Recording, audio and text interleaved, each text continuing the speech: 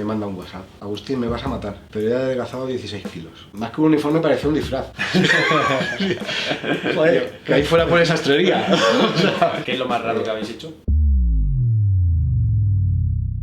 Estamos hoy en la sastrería Serna con Agustín García, responsable y sastre de la sastrería, junto con Lucía Serrano, para que nos cuente su historia, los secretos de un buen traje, todas las claves que ellos aplican para crear sus trajes, para ver la diferencia entre lo que es industrial de lo que es artesanal, y muchos secretos, bueno, todo lo que él nos quiera contar. Además, él ha vestido a grandes personalidades y lo sigue haciendo porque además es joven, y Lucía también, y lo van a seguir haciendo durante muchos años más. Así que bueno, muchísimas gracias, Agustín, por darnos esta oportunidad, por sacar tiempo también para recibirnos. Muchísimas gracias a vosotros por la oportunidad. Y bienvenidos al barrio.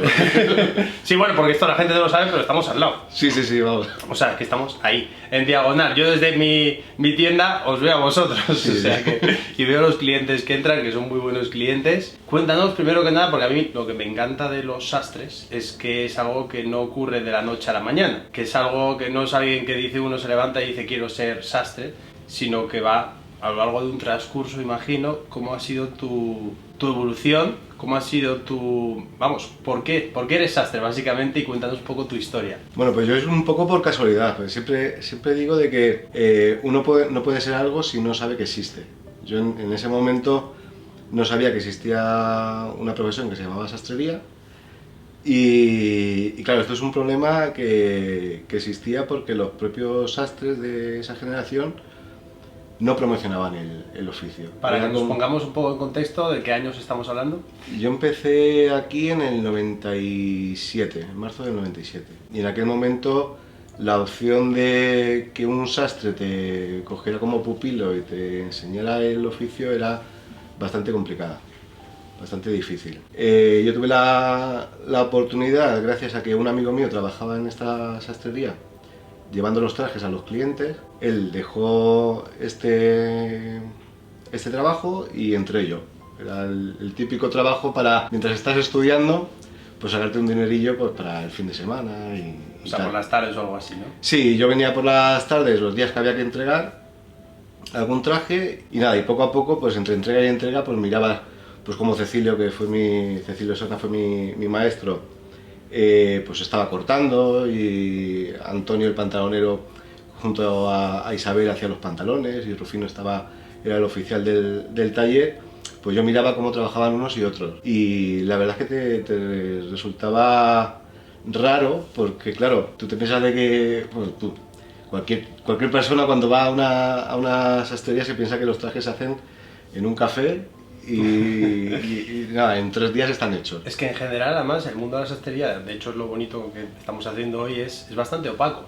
El mundo de la sastrería. Y yo sé que tú en redes compartes mucho de lo que haces, de vuestro día a día, y los sastres ya actuales lo están haciendo poquito a poco, pero sí que es verdad que es bastante opaco y viene de ser como muy opaco. Sí, y es más, al principio incluso se veía mal cuando empezamos el primer paso que hicimos de comunicación fue que dentro de la página web, cuando yo ya heredé la sastrería de Cecilio, empezamos con un blog explicando pues paso a paso pues cómo se hace una primera prueba, cómo se hacía unos bolsillos y demás. Y hubo algunos compañeros que me dijeron que claro, que si tú explicas tanto, al final les das la información a la industrial, como si la industrial fuese el veneno, o sea, algo surreal.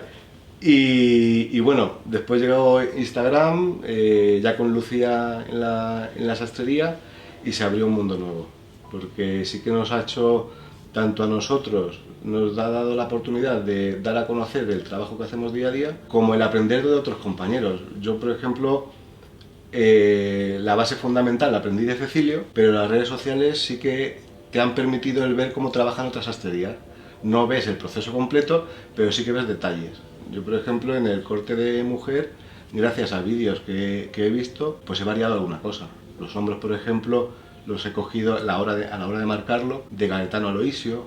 Pues estás viendo el vídeo de cómo corta o cómo afina una chaqueta y ves que marca los hombros distintos a ti y dices, ostras. Claro, te permite darte cuenta de cosas, inspirarte también, crear cosas nuevas, a lo mejor. Claro, vas cogiendo detalles que a lo mejor las pruebas tú y a ti no te valen, pero para su estilo de trabajo es perfecto y vas evolucionando. Lo bueno de la sastrería es que te permite ir cambiando y coger cositas de uno y de otro. La espalda, por ejemplo, de un sastre de Italia también, pues vi que la marcaba de una forma y yo probé y me valió.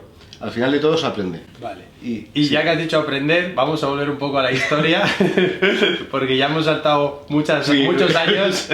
Estás empezando como pupilo, como tú has dicho, dependiente básicamente, ¿no?, de la sastrería, ayudante, pero ahí todavía no eres ni sastre, ni aprendes a cortar, ni nada. ¿Cómo empieza el proceso? ¿Cómo te conviertes en... o cómo quieres ser sastre? Pues fue un poco raro. Pues un día estaba Cecilio cortando una chaqueta y me dice, ¿por qué no aprendes esto? Que estás todo el día mirando. Y digo, yo es que lo que quiero ser es biólogo marino.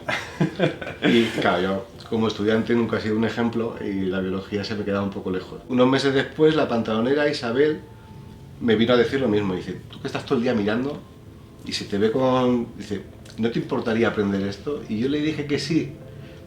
Para que te dejas en paz. Por no desmerecer más que otra cosa. Y según se lo contesté, le dije a Cecilio, Cecilio, ya tienes aquí el sucesor. Y Cecilio se puso tan contento que cualquiera decía que no. Y nada, me mandó a una academia de aquí de Madrid, donde, bueno, el oficio no se aprende por completo, pero sí que se cumplían los objetivos que quería Cecilio. El que él no tuviera que perder el tiempo en explicarme cosas fundamentales. Lo básico, digamos. Lo básico, líneas de construcción y demás. Entonces, una vez que aprendí ahí lo que él consideraba mínimo, él ya dentro del taller me fue enseñando, él me enseñó el corte y en el taller pues me fueron enseñando los pantalones y los chalecos y chaquetas. Es un proceso lento. Yo siempre cuando vienen a hacer prácticas aquí, lo que les digo es que es una cosa, o sea, la sastrería es sufrido. Entendiendo la palabra sufrido en su pequeña parte positiva. O sea, es algo monótono en lo que se repiten continuamente las mismas cosas y que lo que tienes que hacer primero es copiar lo que te están enseñando y una vez que has cogido esos conocimientos ya te puedes tú ir variando. No puedes ponerte a variar sin saber porque eso es desastre absoluto. Claro, primero tienes que coger la habilidad, entiendo. O sea... La habilidad y el entender, eso Rufino, el oficial que tenía Cecilio me lo explicó, no lo entendí en aquel momento y después era verdad lo que me dijo. Yo le pregunté que cuándo se dio cuenta él de que sabía el oficio y su respuesta fue, dice, no sabría decirte. Dice, lo que sé es que de repente un día todo lo que había aprendido casaba. Y es verdad, a mí me pasó así. O sea, de repente un día entendías por qué el hombro silvana de esta forma, si se presta o no se presta dependiendo del cliente, el por qué las mangas hay que meter el flojo de una manera. De repente todo casa. Y eso es después de muchos años. Muchos años. Sí, ¿Cuántos más o menos? En mi caso, yo empecé mi primera chaqueta solo, tardé 10-12 años en poder hacer una chaqueta yo solo. Madre mía. No es el ejemplo, hay gente que puede aprenderlo antes. Pero aún así requiere años. Requiere años. Esto no es un oficio que se aprenda pues como una carrera de abogado. Sí, que estudias 4 años, te sabes las leyes y ya adelante, ¿no? Aquí necesitas la teoría, la práctica y mucha práctica, imagino. O sea... Sí, siempre hay un dicho cuando estás aprendiendo de que son las primeras 200 veces. Madre mía. También, bueno, empiezas con esto, te vas formando y luego vas a trabajar con Cecilio, imagino. Bueno, se iba compaginando. Yo estudiaba por las mañanas en el instituto. Después ya llegó un momento en el que el instituto lo tuve que pasar al nocturno para poder trabajar por la mañana y por la tarde en la sastrería. Y bueno, los tiempos fueron evolucionando solos. Empiezas de aprendiz. Yo empecé como se empezaba antes, de botones, llevando los trajes. Empiezas de aprendiz, pasando hilos, picando entre telas, empiezas a hacer bolsillos de pecho, vas evolucionando, los bolsillos de vivos y poco a poco te ves en el ciclo de ir pasando los distintos niveles. Pues, aprendiz, ayudante avanzado, oficial, que es la persona que, en España por lo menos, el oficial es el que hace el trabajo de mesa. que lo que haces es, vas preparando un tramo, se lo das a la oficiala o al ayudante, la persona que esté en la silla, hace otro tramo, te lo devuelve a ti, haces el siguiente. Es un trabajo que, como falte alguien de la cadena, se ralentiza mucho. Eso además es algo que tampoco la gente suele saber, cuántas personas hacen falta en una sastrería. De hecho, en un taller mínimo, ¿cuántas personas hacen falta? Bueno, como mínimo, si eres maestro sastre, que es en mi caso, en teoría lo puedes hacer tú. Pero claro, con una persona sola, que puedes hacer al mes a un ritmo normal, a lo mejor 5 o 6 trajes. Eso no es rentable a la hora de... Y estarías todo el día solamente haciendo trajes, no tendrías ni tiempo ni para medir, ni para hacer pruebas, ni nada. En aquel momento yo, por ejemplo, la suerte que tenía era que Cecilio me decía que cuando no tuviera yo algo que hacer, lo que tenía que estar haciendo era o verle a él cómo cortaba, afinaba o atendía a los clientes, o ver cómo trabajaban los demás. Y eso sí que me sirvió para copiar. Es una tontería. Cecilio ahí sí que invirtió muchísimas horas a fondo perdido, porque en realidad el tener a un chico que le estás pagando por mirar cómo trabajan los demás, muy rentable no es. Pero sí que llegué a copiar hasta tal punto de que hay fotografías que hacía yo a Cecilio cuando cortaba o cuando probaba, en las fotografías con clientes no, pero sí que a lo mejor probaba a alguien del taller alguna chaqueta que se estuviera haciendo y copié hasta las posturas de las manos. O sea, tengo fotografías iguales de las manos de Cecilio y mías, de lo que el cerebro te permite ir copiando y asimilando los conocimientos. Hombre, es que necesitas esa experiencia, ver cómo lo hace otro, porque, como tú has dicho, además, la formación que os dan, digamos, oficial, al menos de aquella época, era muy pobre, o sea, muy básica. Entonces, al final, sí o sí, necesitas tener ese contacto con un sastre de verdad y ver cómo trabaja en su día a día. Bueno, formación oficial como tal no existe en España. No hay ninguna titulación a día de hoy de sastrería. Es más, ¿lo que existe entonces qué es? En España, bueno, ahora tenemos en Galicia la suerte de Fernando Freire, que es un sastre de Galicia que ha empezado a dar un curso de sastrería que pinta bien, y después está la academia de la otra asociación española que hay de sastrería, que es la Confianza, donde enseñan, pues, dentro de sus posibilidades, los conocimientos mínimos. Pero es una titulación privada, en la que cada uno enseña lo que considera. Y es bastante básico. En el caso de Galicia, no podría decir cómo de básico es o no, porque no he tenido lo que sé es lo que veo por redes sociales.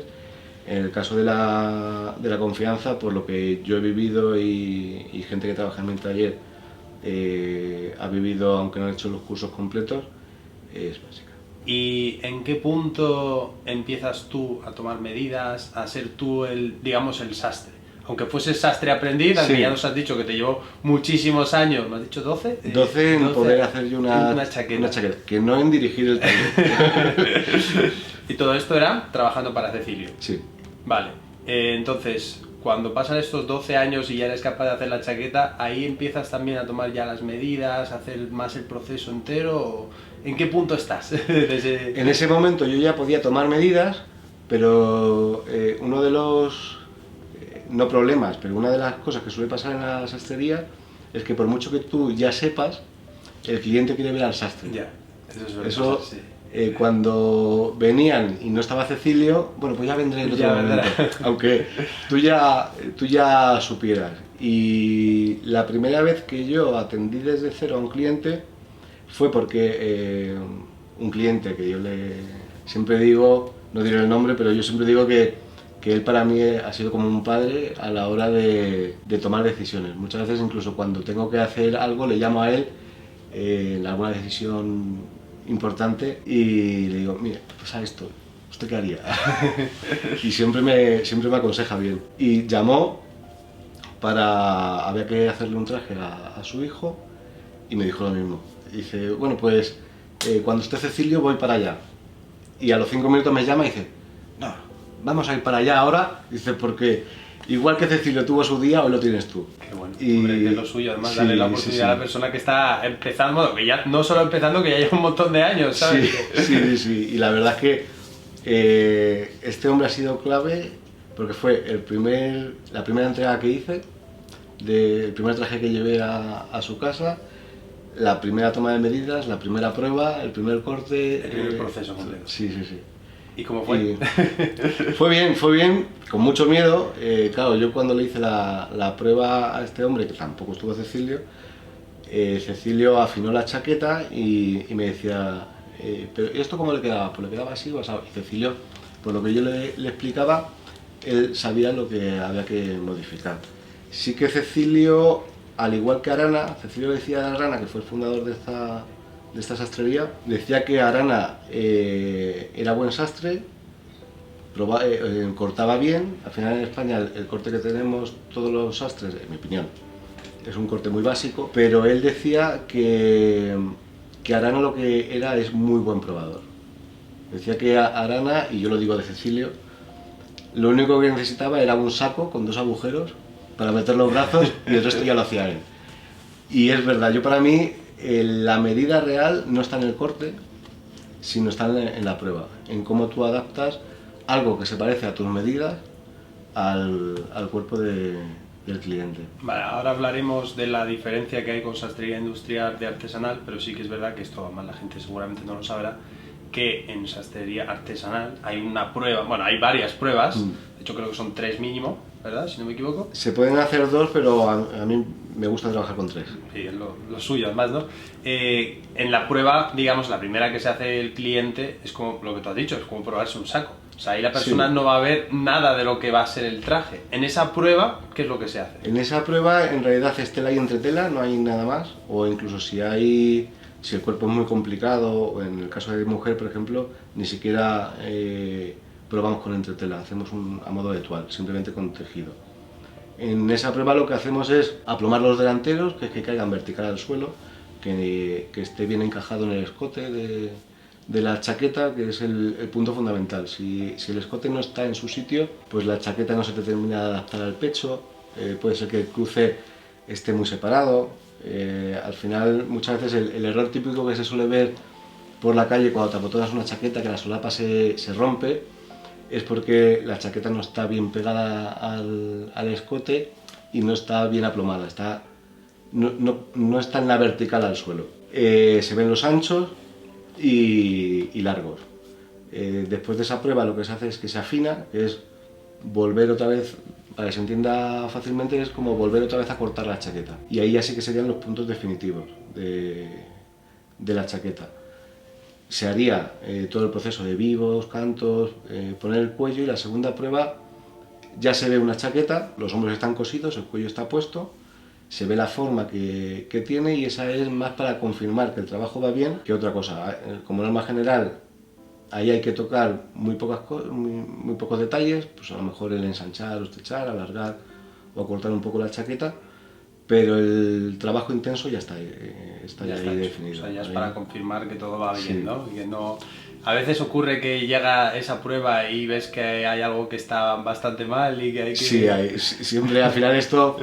Cecilio decía de que aquí hacemos trajes, no churros, no todos salen igual. Lo habitual es que esa prueba salga bien, pero hay en otras ocasiones pues que a lo mejor pues estás equivocado a la hora de afinar, tienes que quitar otra vez el cuello, volver a plomar el delantero. Pero vamos, Puede pasar que ahí también el cliente sea muy tiquismiquis y te empiece a decir, ¿y esto por qué es así? ¿Y por qué esto no tal? O, oye, ¿y si me cambias al final la solapa la quiero de esta otra forma? Sí, hay clientes que claro, el tema del artesanal muchas veces te preguntan, ¿y no tienes algo para un muestrario para ver? Para probarme incluso. Incluso para probarme. En el artesanal, por lo menos nosotros no tenemos nada para probar, y sí que los detalles tienes que tener algo claro. Sí que hay veces que te llega y pues la solapa pues la quiero, me la veo un poco grande o un poco pequeña. Pues el cuello en vez de esta forma, y si lo cambiamos a esta otra, bueno, pues no te queda otra que hacerlo. El cliente manda. Incluso hay algunos clientes, nos pasó una vez, es que quiero que el bolsillo de pecho se me vea 6 centímetros por fuera de la solapa. Ostras, calcular 6 centímetros por fuera de la solapa. Que además no tiene sentido. Visualmente tampoco es que vaya... O sea, estamos hablando, imagínate que son 7. Sí. No, en ese caso tocó el repetir el delantero, pues no recuerdo cuánto se veía. Es una cosa que tampoco me planteo a la hora de... Sí que calculas pues para que se vea una determinada cantidad, pero no vas con las pulgadas ahí mirando los milímetros. 6 centímetros, como al cliente le gusta. Pero bueno. De hecho, has comentado el tema de probar y lo que a lo mejor la gente que pide probar en sastrería artesanal, lo que no sabe es que el patrón se les crea para ellos. Entonces no tiene ningún sentido probar una prenda.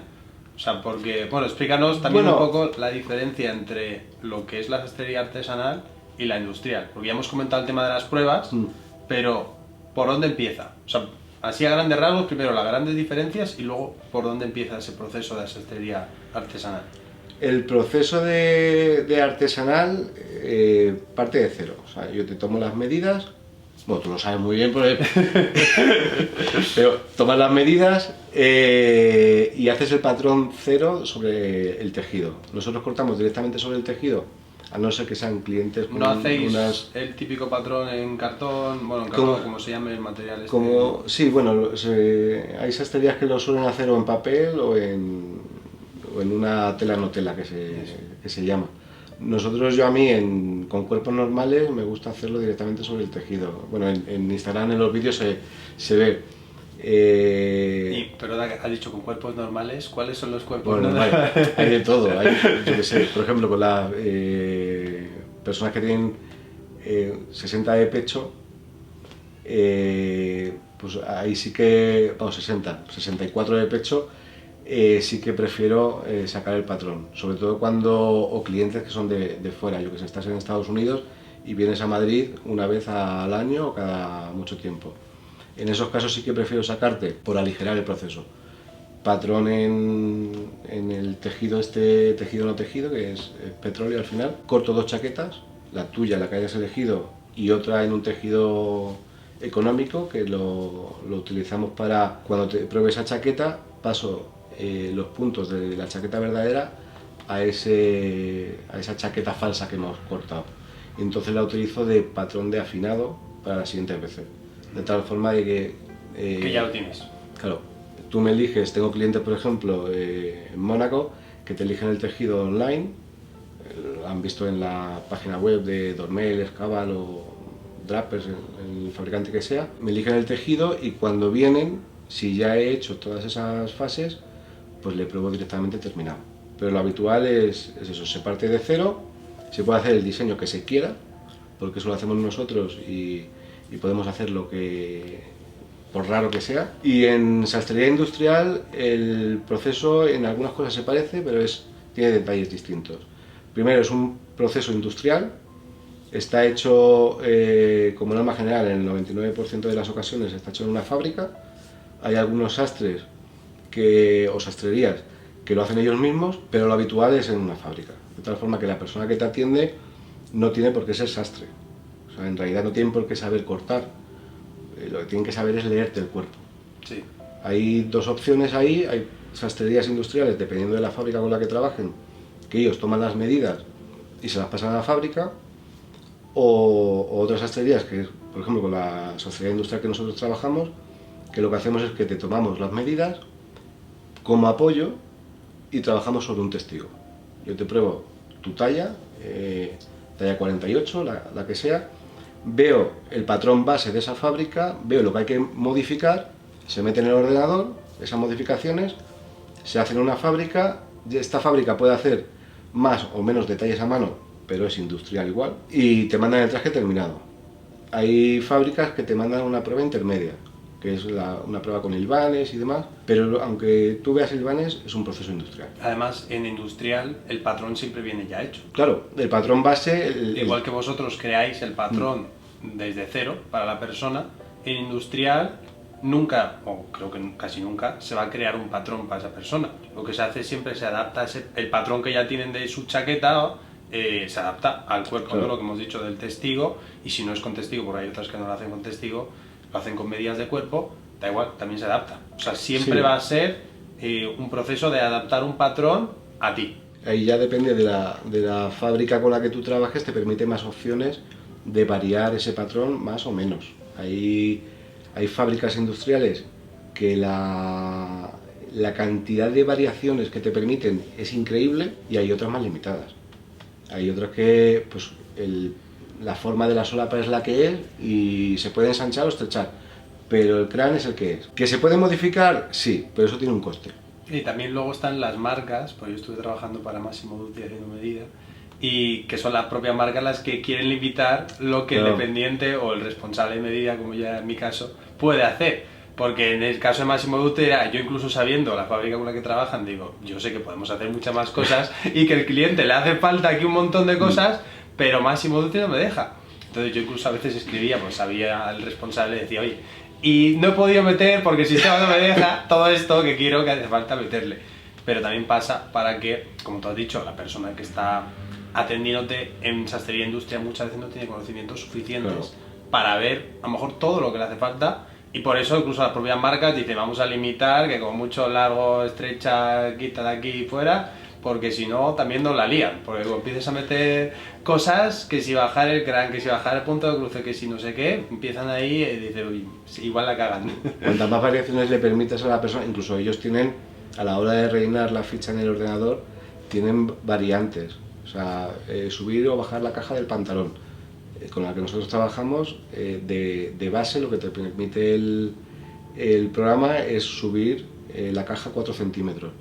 Normalmente yo, como el patrón base tiene una caja muy baja, sobre todo cuando son para bodas, subimos 5 o 6 centímetros. Tú lo metes en observaciones, lo pones y de la propia fábrica Ya lo sabes. te cogen y te dicen, oye, aquí has puesto más 6 en vez de más 4. Sí, sí, sí, es así. O sea, tienen su sistema de seguridad, porque claro, si tú no tienes conocimientos, pueden meter unas variantes que descuadran y cuando ellos te entregan el traje, el fallo es tuyo, no es de ellos.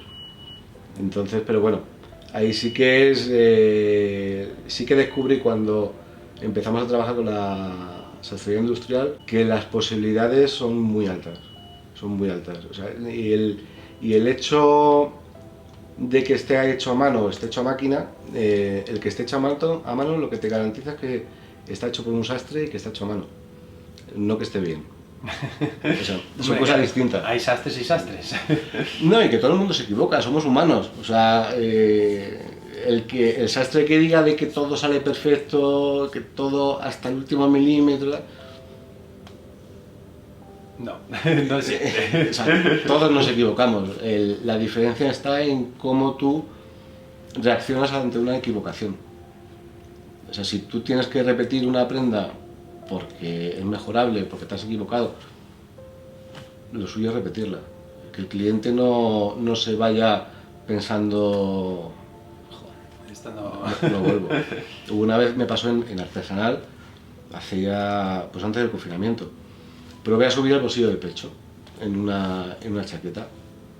Primera prueba bien, segunda prueba vi que estaba demasiado alto, el cliente no dijo nada y lo que hicimos fue desmontar la chaqueta, un delantero lo utilicé de patrón de corte y el otro delantero lo dejé con las entretelas para utilizarlo de patrón de afinado. Entonces llamé al cliente y le dije que estaba la prueba lista y que le íbamos a repetir la misma prueba que habíamos hecho la vez anterior. Y cuando vino, me dijo el cliente, me di cuenta. Y si no lo hubieras hecho, no habría vuelto. Bueno, pues era un cliente además listo, o sea... Sí, claro, bueno. o sea, todos los clientes no saben de todo, Claro. pero si yo no hubiera hecho eso, ese cliente y los amigos que vinieron por este cliente no habrían venido. Además, eso es una de las cosas buenas que tiene la artesanal, que hace muchas más pruebas. Sí, claro. Porque al final el margen de error que tienes, o sea, lo vas mejorando, por así decirlo. O sea, te Sí. haces una prueba, oye, aquí falla esto, otro, y tiramos. O sea, seguimos avanzando y seguimos mejorando el proceso. O sea, el proceso, el traje, la chaqueta, lo que estés haciendo. Sin embargo, en industrial, y de hecho se ven algunos, que en industrial incluso lo que hacen es sin prueba, sin testigo, que yo esto lo he visto en algunas marcas que te venden trajes muy baratos, que no voy a mencionar ahora mismo en este vídeo, pero que vendrá de hecho un vídeo hablando sobre esa marca en específico, que te hacen, te toman las medidas y sin prueba intermedia tienes ya tu traje, con el que luego te pueden hacer algunos ajustitos cuando ya te lo pruebas. Pero yo ahí me imagino que es imposible que ese traje esté bien. Esté bien dentro de lo que, a ver, si alguien va y no tiene ni idea y lo que quiere es que si es una persona muy alta, pues a lo mejor las mangas, oye, le quedan bien, ¿sabes? No como uno de confección industrial que ya viene hecho, que igual la manga le queda muy corta. Pero en este ya le quedará la manga bien, pero todo lo demás igual es terrible, ¿sabes? Que lo miras y dices, puf, y ahí le hace unas marcas, aquí tiene un hombro caído y no se lo han ajustado, ¿sabes? Un montón de cosas que es imposible si no haces una prueba intermedia. Entiendo yo, vamos, al menos. Al final depende todo de que lo que tú adquieres cumpla tus objetivos. También. O sea, a ver, claro. Lo que pasa que, a ver, por un lado están los objetivos, pero también nosotros, yo que hago sastrería industrial, que no es el mismo nivel que la artesanal efectivamente, pero a mí me vienen clientes que no tienen ni idea, ¿no? Pero para eso estamos nosotros, para decirles y aconsejarles bien. Y decirle, oye, mira, pues te va a favorecer si esto es así, si corregimos que tienes un hombro un poco más caído que el otro, si te disimulamos esto, porque si no, pues no sé, para eso no te hagas un buen traje, o sea, para hacerte un traje para que luego no te veas favorecido, yo no lo veo mucho, ¿sabes? al final depende todo de los conocimientos de la persona que te atienda. También, sí. Y de las posibilidades que tenga para sí, hacer. claro. El hecho de la diferencia fundamental de que te atienda han nacido sastrerías a troche-moche. O sea, hay sastrerías en todos los sitios. Y hay sastrerías... Bueno, que a mí no me gusta tampoco llamarlas sastrerías a aquellos que en realidad no son sastres. O sea, que te vendan trajes a medida es una cosa. O sea, medida y a medida industrial. O sea, yo hago trajes a medida industrial. Bueno, yo no. O sea, incluso en el taller, ¿no? Pero lo ofrecemos. Y yo no soy, nuestra marca no es una sastrería es lo que tienes tú. Todo lo demás yo no son sastrerías. Ahí difiero porque para mí sastrería es donde se hace un traje. Sí. Ya sea artesanal o industrial, se hace un traje. Otra cosa es que es un sastre. Vale. O sea, un sastre es una persona, y tal como reconocemos en la asociación a la que yo pertenezco, en AES, un sastre es la persona que te toma medidas, corta, prueba y afina la chaqueta. No tiene por qué saber coser. Cecilio Serna, por ejemplo, era sastre. Jaime Gallo era sastre, no eran maestros sastres. No sabían coser el proceso. Y maestro sastre es el que puede hacer todo el proceso. Te puede atender en una sastrería artesanal solamente un sastre. Y en una sastrería industrial te puede atender o un sastre o una persona que lo que nosotros llamamos desde la asociación es un técnico en sastrería, que sabe leerte el cuerpo y comunicar esas variaciones a la fábrica, pero que él no tiene por qué saber dar una puntada, ni cortar una chaqueta, simplemente es tener los conocimientos básicos para que en una fábrica te hagan el traje. Hace años leí de no sé si era sastre o no, pero me pareció que lo explicaba muy bien. La diferencia entre un Bentley y un Jaguar. Decía, ¿el Jaguar es un coche malo? No, los dos son coches muy buenos. La diferencia es que Jaguar está hecho máquina y Bentley está hecho mano. Pues esto es igual.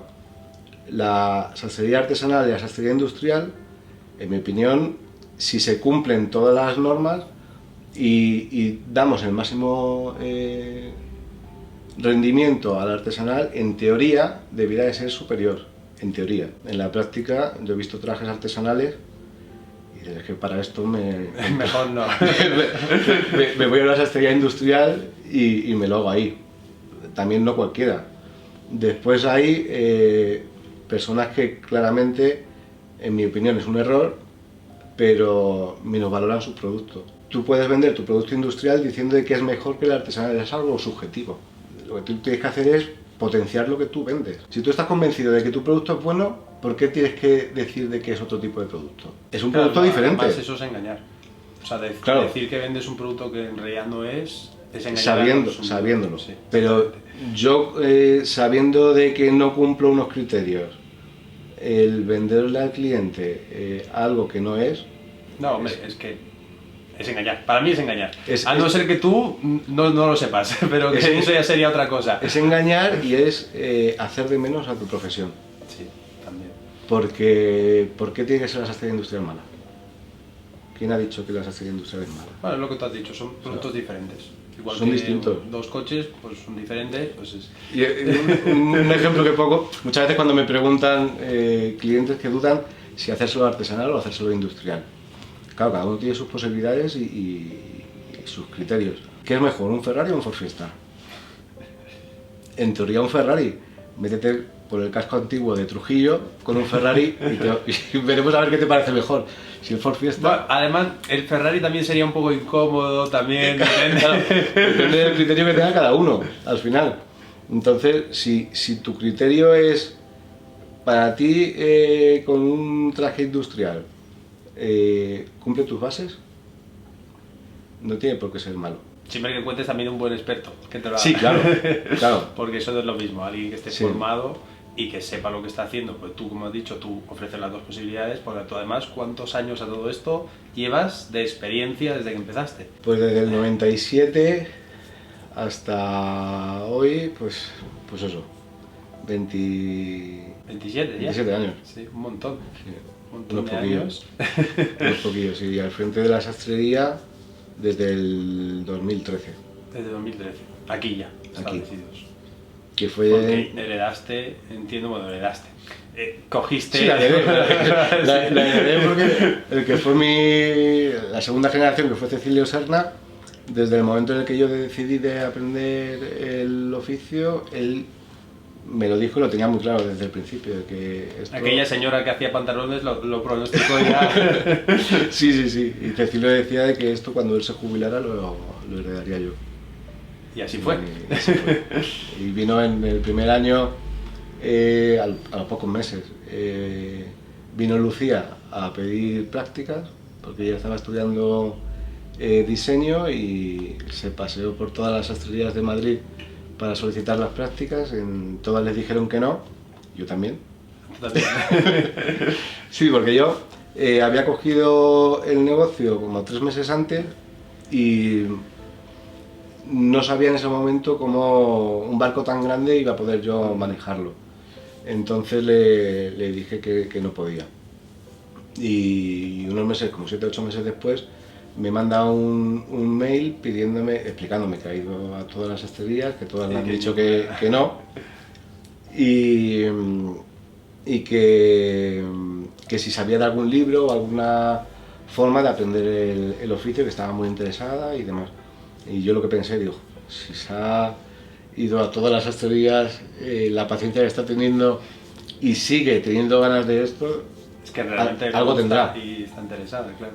Y entonces le contesté que ese domingo iba a venir en la calle Miguel Ángel, entonces estábamos, que iba a ir a trabajar yo, que si quería que podía acercarse y podíamos empezar a explicarle y demás. Y que una chica con 21 años, me parece que 23 años, viniera un domingo. Además la pusiste a prueba un domingo, ¿no? Un domingo, o sea, un domingo para... Tú trabajas para un montón eso. y tú ya le dijiste, venga, pues un domingo mismo. Claro, porque es que en diario no podía el podía. parar la esta. Entonces vino un domingo, le estuve explicando, vi que apuntaba, que tenía interés, vino otros fines de semana y nada. Y con el tiempo, pues, con los pocos ¿Cuántas meses, personas sois hoy en el taller? pues ahora mismo somos... Irene es la oficiala, bueno, lo que es en el taller, Lucía es la que dirige el taller, después estaría Irene, que es la oficiala, Ana, que es una ayudante avanzada, que es profesora de IED, no, perdón, IED no, IADE. Vale. Y además de profesora, le gusta... Sí. Estuvimos en la asociación antes del confinamiento, teníamos preparado ya con IADE un curso de sastrería que iba a empezar en septiembre del 20. Y habíamos cogido a Ana en prácticas para ir enseñándola el proceso para que ella fuera la profesora del curso y nosotros ir a dar clases Más avanzadas, ir corrigiendo y demás. Y el confinamiento hizo que se cambiase la temática, la forma de enseñar en todas las escuelas de diseño y paró el proyecto este. pero bueno, al final terminamos contratando a Ana porque apuntaba muy bien. Y después tenemos a Rebeca, que es una chica, es una aprendiz que hizo las prácticas con nosotros también. Tenemos a un pantalonero, bueno, dos pantaloneros, él y su hermano en plantilla, y una persona que hace arreglos. Y yo. Un montón de gente. Y Sí, dentro de todo ese equipo, ¿qué es en lo que te enfocas tú? Eh, Además de dirigir un poco todo, pero... Lo que dirige todo en realidad es Lucía. Yo lo que digo siempre es que yo soy sastre. A mí me tocó el estar al frente de la sastrería porque no había otra opción. El sastre, a día de hoy, el problema que existe es que aparte de ser sastre te toca ser empresario, y el ser empresario es bastante complicado. Entonces yo a mí siempre digo de que quien cambió esto fue Lucía. Cuando vino había errores que teníamos heredados, de que el cliente podía venir a cualquier hora, cuando quisiera, y Lucía me dijo en una ocasión, o trabajamos con cita previa, o vete pensando el día que pones ahí cerrado. Porque claro, había días que no venía nadie, Y otros días que al revés. y otros días que tenías 5 clientes esperando. Y claro, como en el taller es un trabajo en cadena, en el momento en el que no estás tú, a lo mejor bajaba abajo a coger la prueba del cliente que sea y estaban todas de brazos cruzados.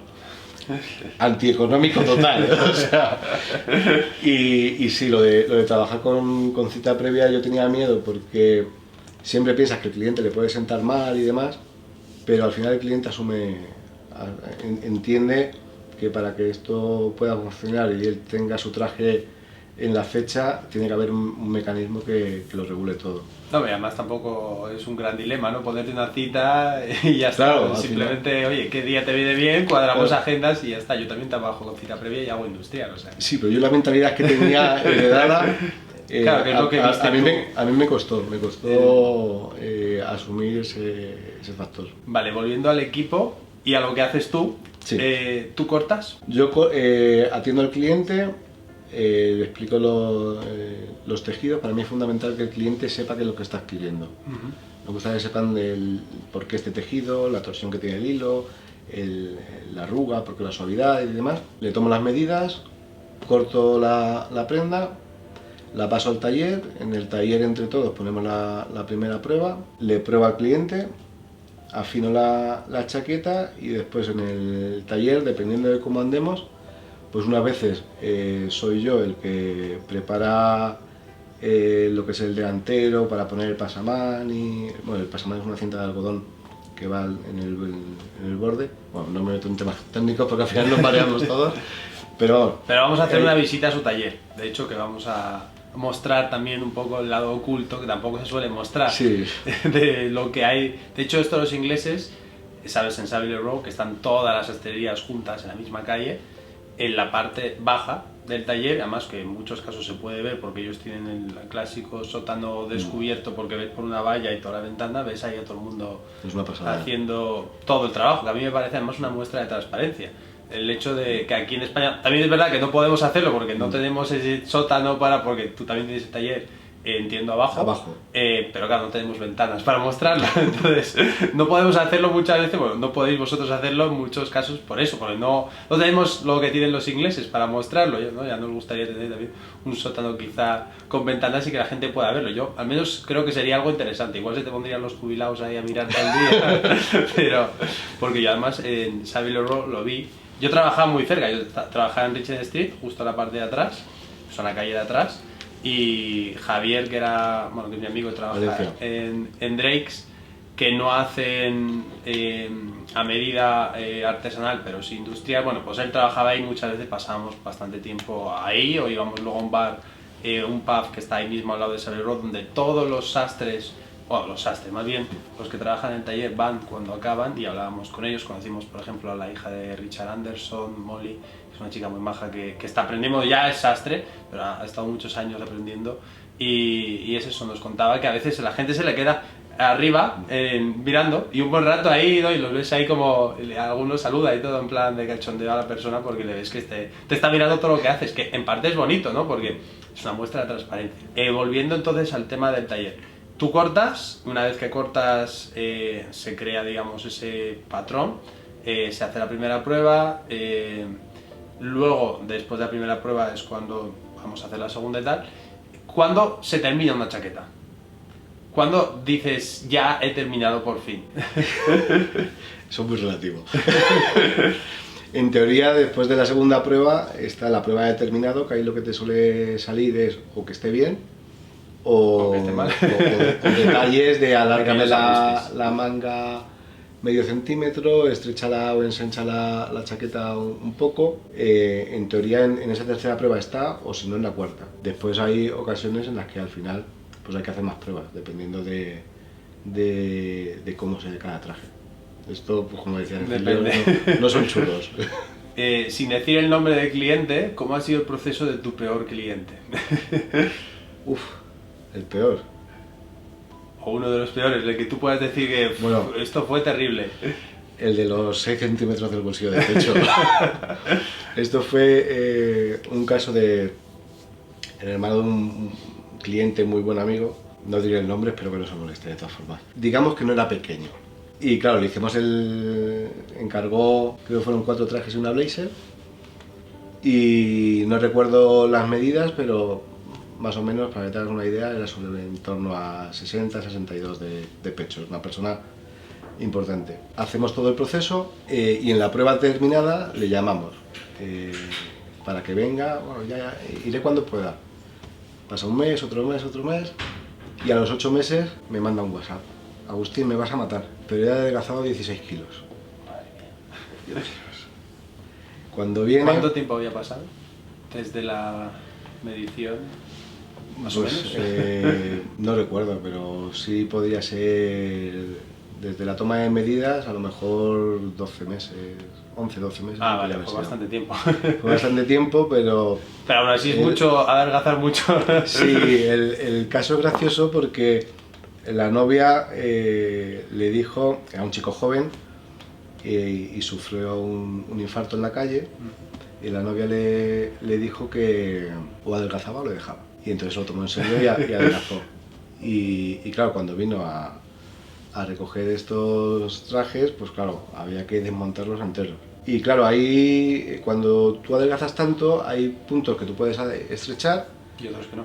y otros que no. Tú puedes estrechar de costados un montón y visualmente te puedes ir quedando grande porque te sobra cruce, te sobra delantero. Y para poder estrechar delantero tienes que sobrepasar el ojal, porque el ojal está cortado y la única forma de quitar de delantero es sobrepasar esa distancia.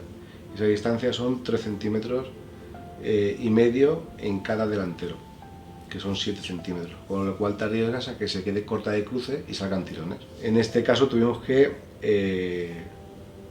deshacer todo el delantero, estrecharlo por ahí. En situación normal no lo habríamos hecho. De 3 chaquetas además. De 3 trajes y una blazer. Y lo hicimos, desaparece.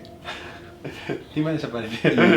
Y vuelve a aparecer recuperando gran parte de estos kilos. Se vuelve a ensanchar. Ya le había dejado la novia entonces. Ya, la novia le dejó.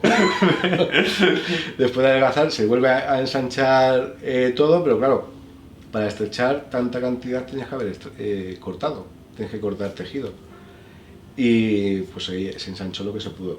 O sea y él ya era consciente, se lo había explicado, que para estrechar tanto quedaría usable, pero no perfecto, porque era otro, bueno, pues era otro se cuerpo. pusiese el objetivo de adelgazar un poco más y ya le quedaría perfecto.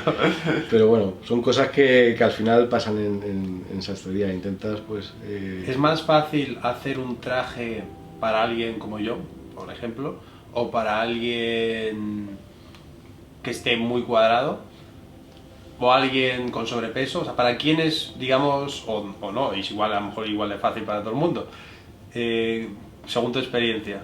No sabría decirte, porque hay personas que cuando les ves y eso dicen, pues está tirado, fácil, y te causa problemas. Y después personas con... ¿Pero te causa problemas la persona o el propio No, porque puede ser que traje. algunos sean muy tiquismiquis, ¿no? Como Bueno, hay clientes que saben mucho las redes sociales, la época antes de las redes sociales, que fueron los blogs, hicieron mucho bien por esta profesión, porque acercaron la sastrería a un público que lo desconocía o desconocía el funcionamiento, pero claro, hicieron que mucha gente supiera. Y eso a veces supiera, puede ser... y supiera de más. Incluso hay clientes que yo tengo la sensación que vienen pensando de que tú les vas a engañar. Así, vale. Entonces como que te ponen a examen, te dicen, no, pero es que... Bueno, mismo vino una vez un chico, le empiezo a enseñar para trajes, pero ¿esto es Wallen o Worsted? Dije, ostras, si empezamos así... Entonces, pues hay gente que empieza a decir fallos donde no los hay. Pero no es porque lo diga yo para defenderme a mí, sino porque que... igual han leído, pero claro, no están formados en realidad, ¿sabes? Una cosa es leer y otra cosa luego claro, la práctica. Lo típico, el error más común que tiene todo el mundo es, en mi opinión, que una chaqueta no puede hacer una X en el botón. Evidentemente, cuanto menos se note en el delantero la X, mejor. Pero no es lo mismo hacer un traje con una manta zamorana de 500 gramos. Saberlo de esto es más sencillo, porque entre que te utilizan tejidos súper gruesos, las entretelas son súper gruesas, le estás dando una estructura al traje que cuanto más grueso sea, menos se nota esa X, que el ponerte a hacer un traje con un tejido de 170 gramos. Entonces 170 gramos es un tejido que es que se nota cualquier cosa. Y sí, cuanto más fino el tejido, más difícil es, ¿no? Claro. Digamos, de trabajar además, y que luego se te marcan todo. Claro, y si tú no utilizas entretela de pegar, que es lo que en artesanal se hace, 170 gramos, un delantero está tirando hacia un lado y otro delantero tira hacia el otro. Y solamente están unidos por el botón del centro. La X sale, más pronunciada o menos, pero va a salir.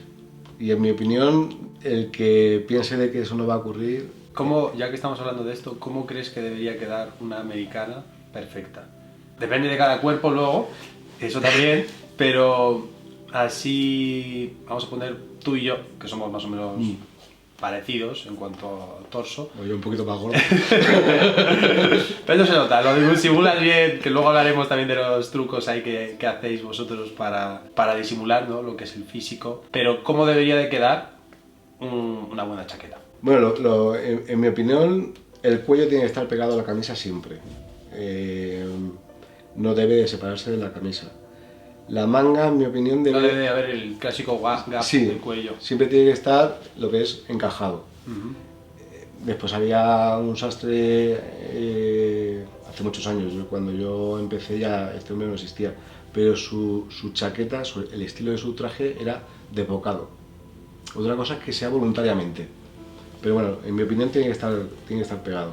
La manga tiene que tener algo de volumen. Tiene que tener volumen porque si no se notará muchas veces cuando haces un gesto, me tira de aquí. Hay muchos clientes que dicen, es que me tira de aquí. Y a lo mejor no es que sobre tejido en esta zona, sino que la manga no tiene volumen y no permite el movimiento. El largo de la manga... Eso está relacionado con la sisa. Es un conjunto entre... Te puede tirar de aquí porque sobre tejido, pero también te puede tirar no sobrando tejido porque la manga no tiene el tejido suficiente para hacer el recorrido. Claro. Entonces evita ahí movimientos. El largo de la manga pues se tiene que ver, en mi opinión, entre 1 centímetro y 2. Ahí va a gustos. Después hay personas que les gusta que no se vea y hay personas que les gusta que se vea mucho más. La sisa tiene que estar justa.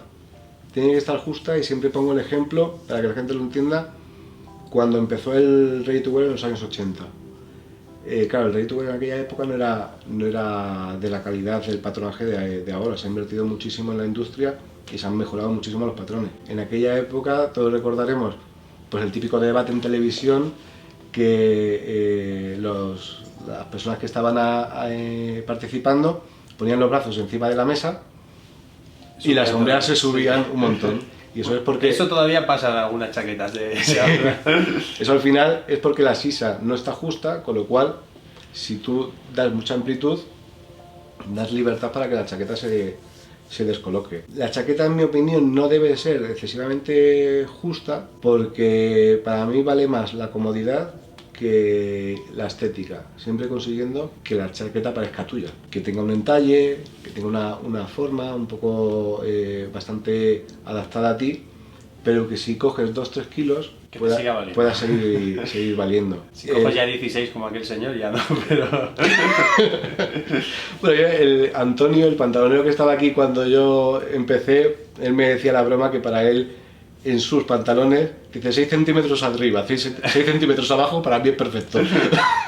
Porque vale para siempre, es un poco exagerado, pero bueno. Y el largo de la chaqueta para mí es fundamental que tape el trasero. Más que nada... que lo tape completamente, que no, ahí ahora actualmente se llevan un poco más cortas, también depende de los gustos. Ahí va por modas, y hoy te digo eso, y dentro de 2 años a lo mejor te digo que me gusta más larga o más corta. Al final los gustos van evolucionando. Pero a mí me gusta que esté en el punto exacto en el que se vea pierna. Cuanta más pierna se te vea, más alto y más delgado eres tú. Sí.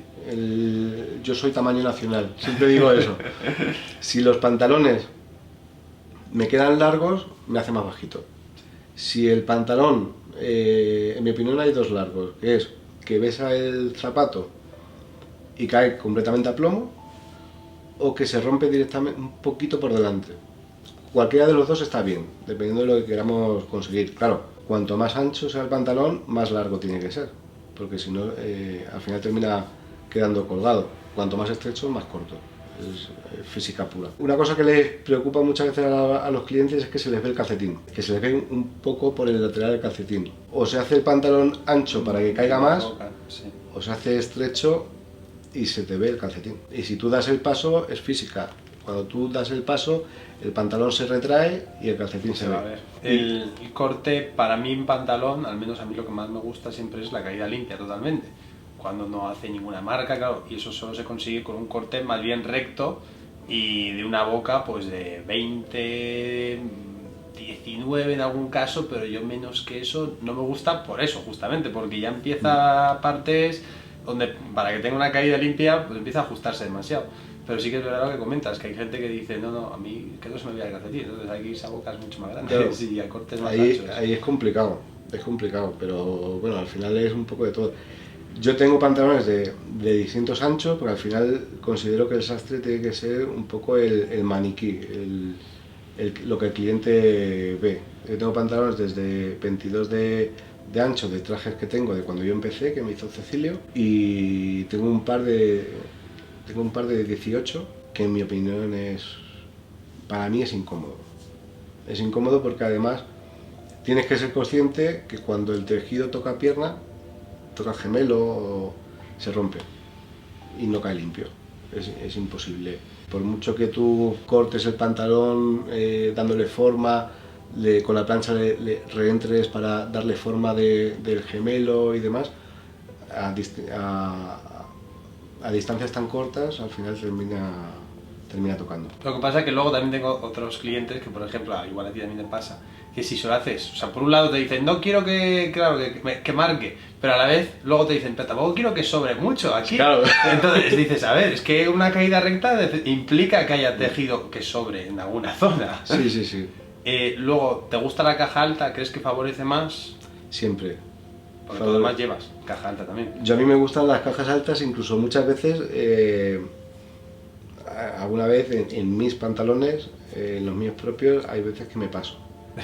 Pero prefiero una caja alta a una caja baja, porque desproporciona. Hay personas, el presidente del gobierno, por ejemplo... Bueno, es que yo no sé dónde se hacen los trajes. Yo de hecho hice un vídeo analizándolo en su momento, que digo, madre mía, parece que lo hace a propósito, yo creo, pero bueno.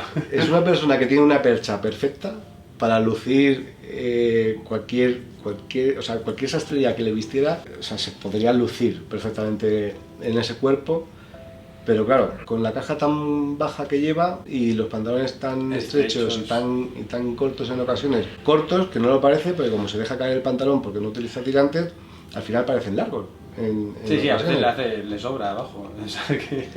Al final todo eso desproporciona, pero una caja alta con un pantalón en su largura, independientemente de las medidas del cliente, siempre ayuda, siempre favorece. ¿Caja alta hasta dónde? Hasta el ombligo, cerca del ombligo, ahí es demasiado el ombligo. Yo a veces he dicho del ombligo, que para mí es como visualmente, además creo que la teoría dice esto, ¿no? Que tiene que llegar hasta el ombligo, la caja alta, para que más favorezca más. Pero claro, otra gente te dice, sobre todo cuando se lo ponen por primera vez, pues nosotros los testigos que usamos son de caja alta, que no llegan hasta el ombligo, pero se quedan ahí cerca, pero algunos es como, uy, qué alto, esto no. También es verdad que nunca se han probado un pantalón de caja alta. Claro, eso ocurre muchas veces. Pero yo digo, si es que ni siquiera está llegando el ombligo, que yo te lo subiría un poco más. ¿Tú crees que es demasiado el ombligo? Depende de la persona también, imagino. Depende de la persona, depende de si es traje con chaleco, depende de... porque el ombligo es muy relativo, no todo el mundo lo tiene en el mismo sitio. Si el pantalón es alto, o sea, si vamos a utilizar con chaleco, sí que el pantalón sí que llegaría sin duda al ombligo, incluso un centímetro y pico más, para que el chaleco sea más corto. Los chalecos se dejaron de utilizar de forma habitual, como se utilizaba antes, porque cada vez el pantalón era más bajo. Al ser más bajo, el chaleco tiene que ser más largo. Y llega un momento que es chaleco payaso fofó. Bueno, incluso como lo que has de comentar al presidente, que se le ve la camisa entre chaleco y pantalón. Yo lo he visto alguna vez, que dices esto. Bueno, decimos presidente, pero es que eso se ve. Solamente que hay que ver. Chaleco y pantalón, eso es terrible. Eso, viendo los Goya, es un ejemplo de cómo no hay que vestir. Sí, tal cual. De hecho, hablando. Bueno, para acabar con el tema de la chaqueta, un botón, 2 botones, 3 botones. Yo iba por épocas. Vale. ¿Qué crees que es lo que favorece más? ¿Qué es lo que te gusta más a ti? Lo que más favorece por clásico sería el 2 botones. Sí que hay opciones, hay ocasiones en las que me he hecho de un botón o incluso en cruzado. En cruzado me gusta mucho un botón, porque el de abajo no le vas a usar, como lo más general. Y el de arriba... Bueno, cuando tiene 2 botones, el de abajo tampoco se usa. O sea, sí, no, pero me refiero... Bueno, claro, sí, tampoco se utiliza. Pero psicológicamente yo sí que le veo. O sea, me gusta. Quizás ahí son más manías de cada uno que otra cosa. Pero en el cruzado, mismo en el smoking, por ejemplo, a mí me gusta hacerle con un botón a cada lado nada más. Los otros 4, en mi opinión, sobran. También he visto distribuciones de 4 botones. O sea, tú ya le quitas incluso todos, los que no se usan fuera ya, sí, 2 y ya está. Me parece... Todo queda más limpio, ¿no? El smoking, cuanto menos cosas tenga, en mi opinión, más bonito es. Sí, bueno. Pero lo mismo vas a otras sastrerías y dices, luego, a mí me gusta. Claro, o sea, al final son gustos de cada uno. Hombre, sí que es verdad que cuanto menos botones, más limpieza, más formalidad también, ¿no? Cuanto algo más fino, más liso es más formal también. Pero para traje de diario, ¿por qué irías tú? Yo ahora voy a 2. A 2. Luego igual cuando empecé me gustaba el 3 botones con el que era el segundo, vamos, lo del falso... Sí, Antonio Puebla, por ejemplo, nos dijo que para él la mejor distribución es esa. El 3 botones, o sea, el falso 3 botones, porque el botón quedaba además en el medio y era como, para él, el centro perfecto y todo. Queda más, en realidad la chaqueta del 3 botones falso, que era el segundo y tal, es igual que la de 2, solamente que lleva un ojal más. O sea, no lleva nada más. O sea, el corte es exactamente el mismo, o por lo menos como lo hacemos nosotros, es exactamente el mismo. Sí que cuando son chaquetas de sport, ese tercer botón le da un aire, le da un toque. Al final, la máxima formalidad en un traje, teniendo en cuenta que el traje es el primer grado de informalidad, pero la máxima formalidad es una fila de 2 botones, bolsillos rectos, sin aberturas, aunque sin aberturas ahora a lo mejor nosotros tenemos 2 clientes nada más, pero sería sin aberturas, es más formal que con aberturas, manga normal y ya está. Eso sería la... 4 botones en manga, 3... En teoría son 4, pero a mí el 4 me gusta más en blazer, en sport, que en traje normal. ¿Y cuántos pones entonces? Nosotros ponemos 3. Otra cosa es que llegue el cliente y diga, pues... 5. Te pongo, esto como decía un pantalonero que tuvimos muchísimos años hasta que se jubiló, que decía, el cliente es lo que él quiera. Si quiere un chaleco con mangas, se le hace un chaleco con mangas. O sea, al final siempre pienso que cuando un cliente viene a una sastrería, ya sea la nuestra o sea la que sea, es porque no encuentra en el ready to wear algo, con lo cual tú tienes que hacer lo que bueno, incluso lo que en industrial, que también en industrial está limitado al patrón de la fábrica o a lo que la fábrica te ofrezca. Tú, sin embargo, en artesanal puedes hacer cualquier cosa, ¿no? Sí, bueno, entre comillas. En industrial, en teoría, tú puedes hacer lo que quieras, pagando. O sea, todas las fábricas, o casi todas, creo que hay alguna que no te permite, o sea, me refiero, tu fábrica te da un ángulo de crán. Hay fábricas que no te permiten cambiar ese ángulo y hay otras fábricas que sí que te lo permiten, pero tienes que pagar un plus porque tienen que desarrollar esa variación de crán, digitalizarlo, eso tiene un coste. De tal forma de que si empiezas a variar varias cosas de ese patrón y el coste no es económico. Claro, no, y además que también que quieran hacerlo, que igual la fábrica te dice, oye, no nos interesa desarrollar ni meternos en esto. Nosotros con la que trabajamos sí que lo hace, yo creo que hay muchas que sí, hay otras que no, pero vamos, pero claro, llega un momento en el que cambias una cosa, 400, 500 euros, cambias otras, 400, 500 euros, dices, pues es que para esto me lo hago artesanal. Totalmente. O sea, llega un momento que el valor de esos cambios está muy cerca del artesanal, con lo cual no merece. ¿Alguna vez has rechazado un encargo porque sea muy muy difícil o muy raro? No, y eso es un problema. ¿Habéis hecho de todo? Problema. Sí, hemos hecho de todo. Hemos hecho. ¿Qué es lo más raro que habéis hecho? Raro como tal. ¿O difícil? No, lo más difícil que hemos hecho ha sido el uniforme de secretario de embajada, que es un frac de hilera simple con cuello mao y lleva bordados en prácticamente todo el uniforme. En todo el contorno del uniforme lleva cordón y serreta bordado en hilo de oro. Las carteras, lleva 2 carteras laterales bordadas también íntegramente, el cuello va bordado íntegramente, los puños van también bordados, bueno, prácticamente, y detrás de la espalda lleva bordada 3 liras. Es un proceso muy largo. Nosotros para este tipo de uniforme pedimos 14 meses y es complejo. Aquí hacemos 8 o 9 pruebas, porque hay que hacer primera prueba y segunda prueba como en un traje normal, y una vez que has hecho la segunda prueba y confirmas que todos los puntos están bien, tienes que desmontarlo todo, quitar entretela y empezar a bordar. Y vas bordando un tramo, lo montas otra vez, lo pruebas para confirmar de que vas bien, porque claro, si te has equivocado y tienes que quitar todo el bordado de un tramo, el coste es muy importante. Porque claro, no lo hemos dicho, pero sois expertos en uniformes de gala militares. Sí, nosotros hacemos cualquier tipo de... Bueno, hacéis cualquier cosa, pero sois expertos en realidad en eso. O sea, habéis hecho un montón de uniformes de gala, en plan de altos rangos, de todo tipo. Generalmente, bueno, cuando esta sastrería nace en los años 50, Martín Arana, que era el sastre, en aquella época, cuando yo doy cifras hay que cogerlas entre comillas, porque a lo mejor no son tan exactas como las digo, pero para haceros una idea, en aquella época Martín Arana a lo mejor hacía 70% militar, 30% civil. Cuando Cecilio Serna en los años 90 hereda la sastrería, ahí cambia bastante, sobre todo a raíz del problema que teníamos en España con ETA, que mataba a los militares, bueno, mataba a mucha gente, pero mataba a los militares, y entonces, claro, si tú ibas vestido de militar, o sea, estabas llevando una flecha, o sea, entonces se dio orden de no vestir uniformes por la calle.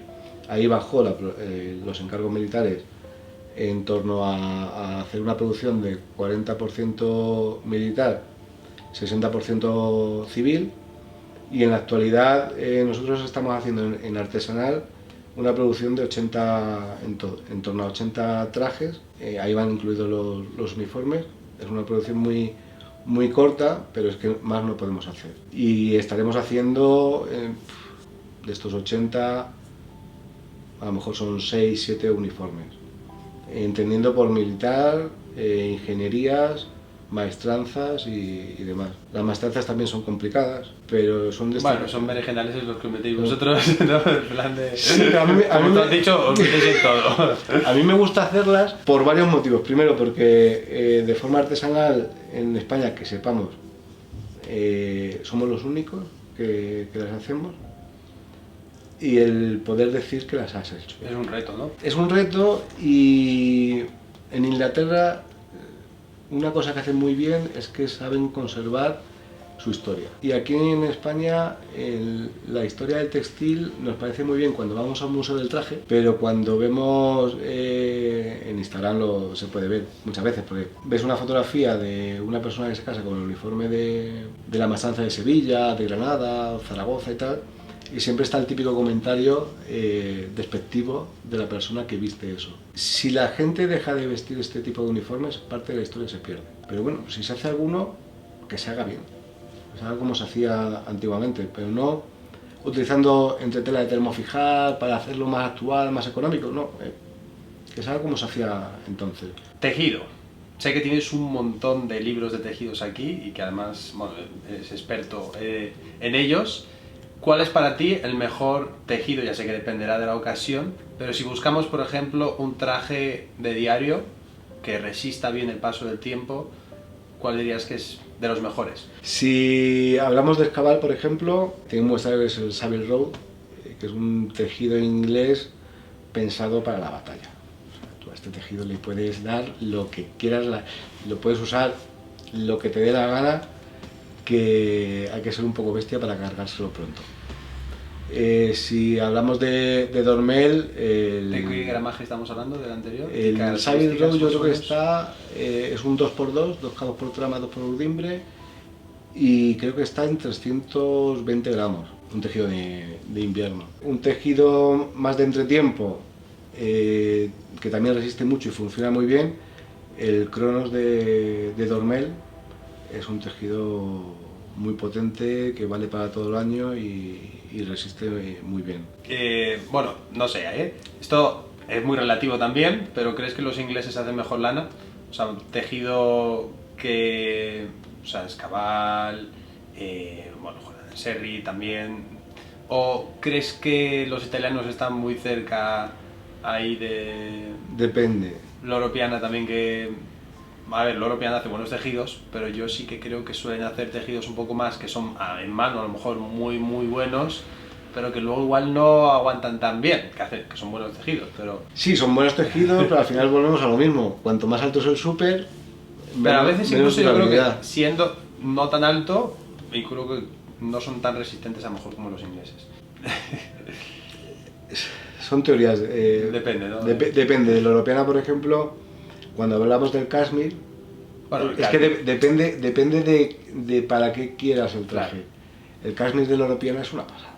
Es igual, sí. O sea, Le Dormel y Escabal son muy buenos, pero el cashmere de la europeana... Es que ellos están especializados en cashmere. Claro. Bueno, a ver, en general en tejidos, pero yo creo que la lana, por ejemplo, la hace mejor Escabal. En teoría, partiendo de la base, a lo mejor me equivoco, pero partiendo de la base de que el 90% del hilo mundial está hecho en China, que no quiere decir de que sea malo. O sea, tú puedes ir a China y hacerte en China un producto perfecto. Lo tienes que pagar. O sea, tú vas a... muchos fabricantes lo que hacen es que tienen sus ovejas, producen la fibra, vas a China o a la fábrica que sea, en el país que sea, y dices, mira, con esto quiero que me hagas este hilo con estas características.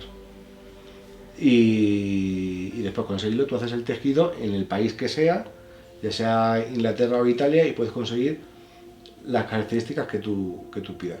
De hecho, ahora mismo la mayor parte de los fabricantes no producen ellos mismos todo su producto. Sí, hacen parte fuera, o sea, contratan o lo que sea. Sí. Entre ellos se fabrican todo.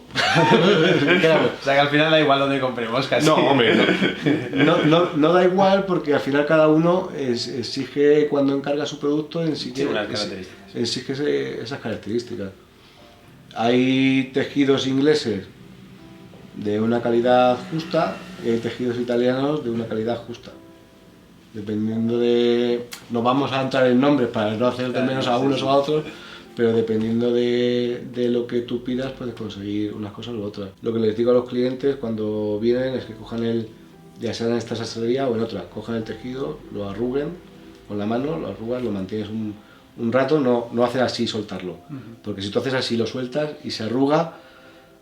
Ahí es que es malo, tiene un gramaje muy bajo. Mal vamos, porque influye la torsión del hilo, la largura de las fibras. No es lo mismo, un ejemplo muy fácil de entenderlo es el cashmere, porque hay jerseys de cashmere por 60 euros y jerseys de cashmere por 700. No es lo mismo. O mucho más. No es lo mismo el coger las fibras de la cabra del cashmere de la barba o el pecho que cogerlo del muslo. Cuanto más larga es la fibra, te permite más opciones. El peeling es porque las fibras es cortas, cuando hacen el hilo, al final del roce se va deshaciendo el cabo y se levanta y sale el peeling. Al final, cuando tú coges fibras largas, te permite meter más torsión al hilo. Cuanta más torsión, más resistencia a la arruga. Si tú mantienes 30-40 segundos el tejido, lo aprietas, lo arrugas bien y lo sueltas, al final verás que en la pegatina de la muestra se queda arrugado, pero hay algunos tejidos que o no se arrugan nada, siendo lana 100%, o se arrugan un poco, pero en lo que estoy hablando contigo esa arruga se ha ido. Para mí es más importante lo que tarda en recuperarse de la arruga, el tejido, que lo que se arruga inicialmente. Porque además un buen traje no necesita ni siquiera ser planchado, te lo quitas, lo tiendes en la percha, lo dejas ahí la noche y al día siguiente ya tiene que estar perfecto. Es que eso, el ahorrarte un poco, porque después la diferencia del coste de un tejido bueno a uno malo tampoco es tan importante a la hora del tejido. Jugarte un cliente, porque el cliente no va a entender, es que era el tejido lo que falló, me equivoqué. El cliente no va a entender eso. El cliente lo que entiende es... Qué mal traje me lleva. Cuando sale una sombra es porque tú lo has hecho mal, no porque el tejido... Entonces no merece la pena arriesgarse por un tejido... ¿Cuál es el tejido que más vendéis? ¿O cuál es el que más demanda la gente? Yo sé que los españoles somos en general bastante conservadores. Bueno, aquí en España siempre digo que el español base es el ejemplo del colegio. Era importante que el profesor supiera que tú estabas en clase, pero que no supiera en qué zona de la clase estabas sentado. Aquí el tejido azul. Tejido azul marino. El azul marino. Azul y gris, ¿no? Básicamente. Sí. Tienes clientes de fuera, imagino también. Sí, como todos. Bueno, ¿se encargan más cosas de otros colores? ¿Son más atrevidos? ¿También van más por el azul al final? Depende de a qué se dedique. O sea, hay profesiones que ellos mismos se autolimitan. En abogados, por ejemplo, no se arriesgan. Azul. Quieren dar una imagen seria y ni siquiera por una tinta como llevas tú. No. Bueno, llevas una americana muy informal, realmente, ¿no? Pero si en ese color que fuese totalmente liso, tampoco sería nada del otro mundo. No. Y un poco más llamativo, eso sí, pero no sería tampoco, ¿sabes? Algo para decir, llevo un burdeos, un verde o algo. Hubo una vez un cliente que era un presidente de un banco que siempre elegía azules del mismo tono y grises del mismo tono, y eligió dos trajes, uno como el de siempre y el otro era más azulón, y me llamó la atención y se lo dije, ¿seguro? Sí. En la primera prueba y en la segunda prueba le probé el oscuro, pero porque hicimos ese, y en la última prueba le probé los dos y ¿esto lo he elegido yo? También no es lo mismo verlo en un trozo de tejido, ¿no?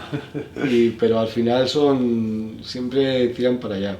Y después está el típico cliente, que es el que a mí personalmente más me gusta, que es el distinto, el que busca algo diferente, que viene con las ideas muy claras y muchas veces hasta piensas que se ha equivocado. Cuando te elige el tejido y tal... No querrá este.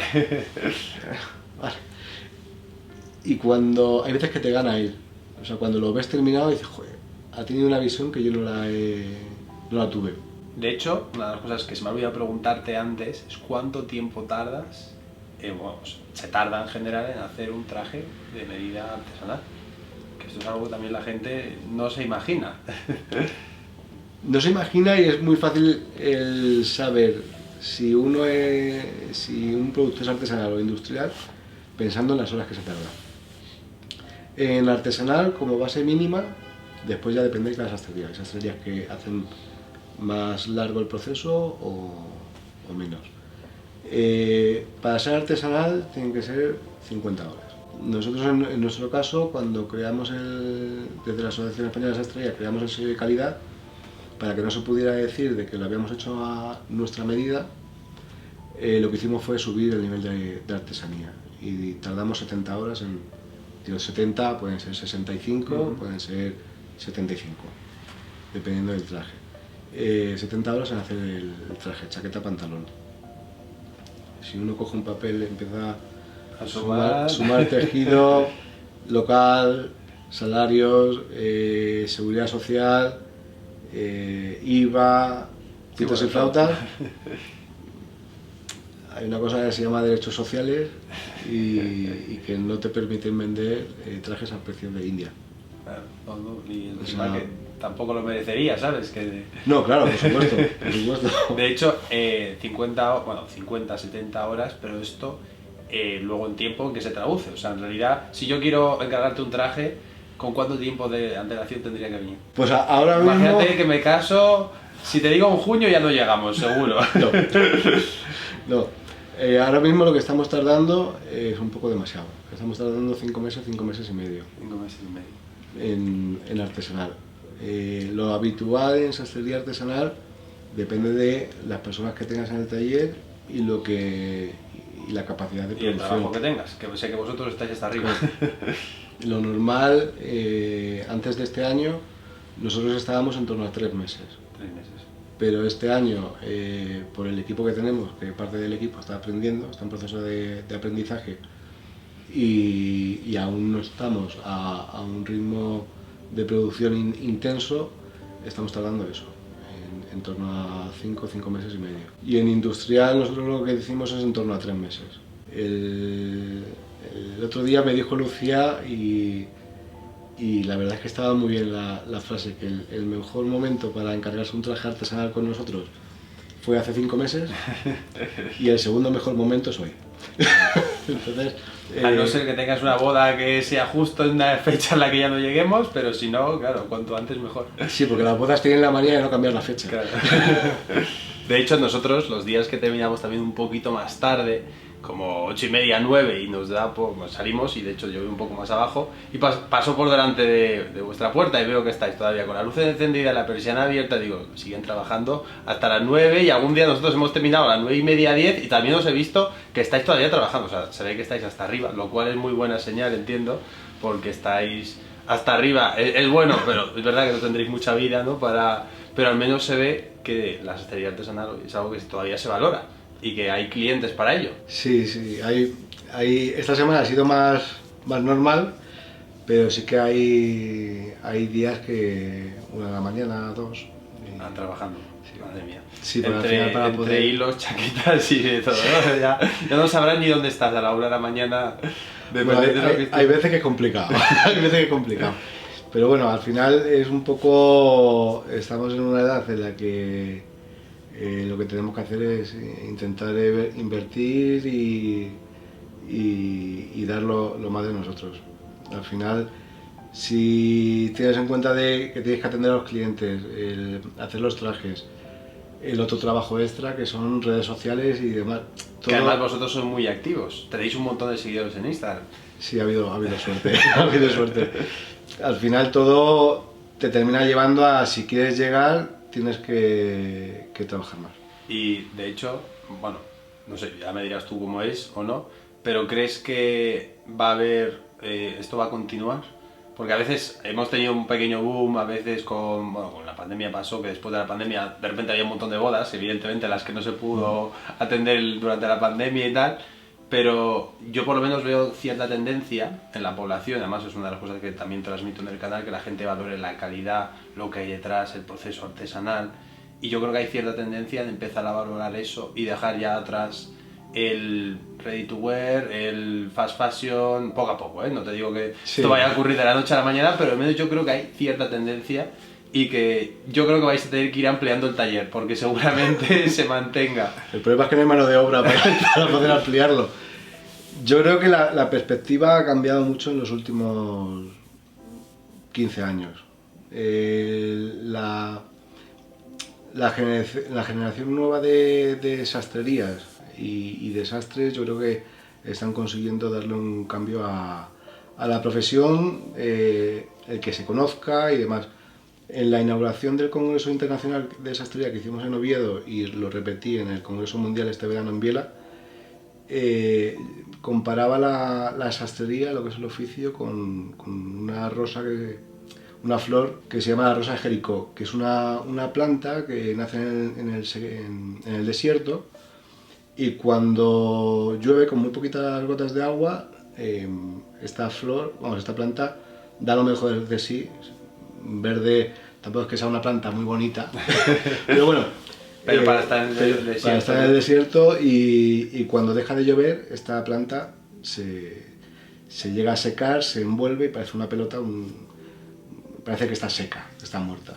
Pues yo creo que la sastrería en España se parece mucho a esta planta. Ha estado varias décadas en el desierto por no comunicar, por no transmitir conocimientos, por muchos factores, y en los últimos 15 años la gente joven, a raíz de hacer un poco de piña, de no ver a otras sastrerías como El Enemigo y demás, estamos consiguiendo que esta profesión florezca y pinta, poco a poco. Pinta muy bien. Aunque el principal problema entiendo que es justo lo que te has dicho, la mano de obra, ¿no? Que sí. No hay. La gente tiene que hacer más el cursillo que vosotros hacéis, empezar a interesarse quizá más, ¿no? Claro, el problema es que si tú quieres aprender pero no tienes dónde, es complicado, es complicado. Pasaremos unos años, con Joaquín muchas veces lo hablo, vamos a pasar 10, 15 años complicados de mano de obra a todo el sector, y esperamos que... Pues tienen que venir más aprendices, como te pasó a ti, ¿no? Que venga algún chavalito joven y que diga, oye, yo quiero ser sastre. Sí, pero en aquel momento, cuando Cecilio fue en una reunión con sastres de su edad y demás, y dijo, he cogido a un chaval joven, y lo sé porque me lo contó una persona que estuvo en esa reunión. He cogido a un chaval joven con 17 años para enseñarle y tal, y sus compañeros le dijeron, pero ¿qué haces? Le vas a enseñar y se va a marchar. Claro, bajo ese pensamiento, ¿para qué vas a enseñar? No es la idea, ¿no? No debería ser así, pero, es que tenemos... pero aún así puede pasar, o sea, es algo que... Cuanta más competencia, mejor. Primero, porque ya te preocuparás tú de hacer un producto mejor para poder competir, y segundo, porque cuanta más sastrería haya, más personas habrá que se puedan plantear la posibilidad de hacerse un traje artesanal. Totalmente. Si no ves una sastrería, claro, no saben ni que existe. Claro. Y al final es el pez que se muerde la cola.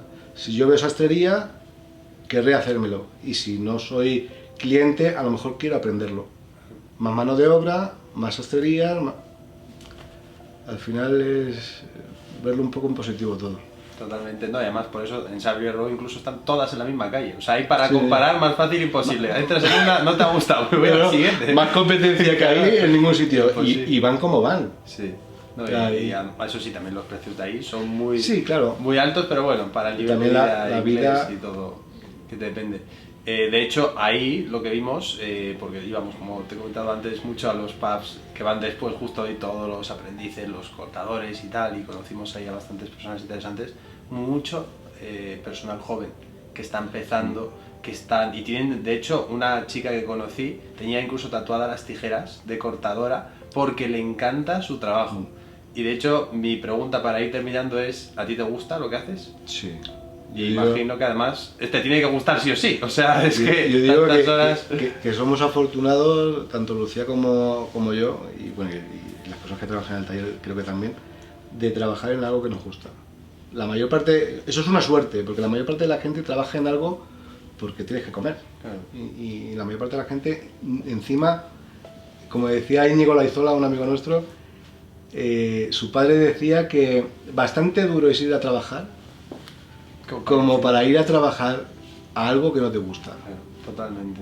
Pues con ese mensaje creo que vamos a ir terminando, porque además es eso, la sastrería tiene que ser mucha pasión, porque tenéis que dedicarle un montón de horas y que encima luego el cliente tiene que saberlo, o sea, que lo vea, y de hecho la satisfacción creo que más grande que puedes llevarte es eso, que el cliente se vaya por la puerta con un traje, con un buen traje, un chaqueo, todo cualquier cosa que le hagáis, que vosotros hacéis de todo, que se vaya satisfecho con eso y yo supongo que será vuestra gratificación diaria, bueno, diaria o cuando ocurra, que no ocurre todos los días, pero sí, no sé si hay algo más que te gustaría añadir, decir o lo que sea. Nada, el darte las gracias por la oportunidad, o a ti y a tu hermano, y nada, que ha sido un placer. Nada, un placer ha sido nuestro y muchísimas gracias a ti por sacar el tiempo ahí para dedicarle esta mañana a contarnos todo esto. Y haremos visita a su taller y también os lo mostraremos. También seguirle en redes, porque tiene de hecho más seguidores que yo en Instagram. Y nada más, muchísimas gracias, Agustín, un placer y Placer es mío. Nos vemos.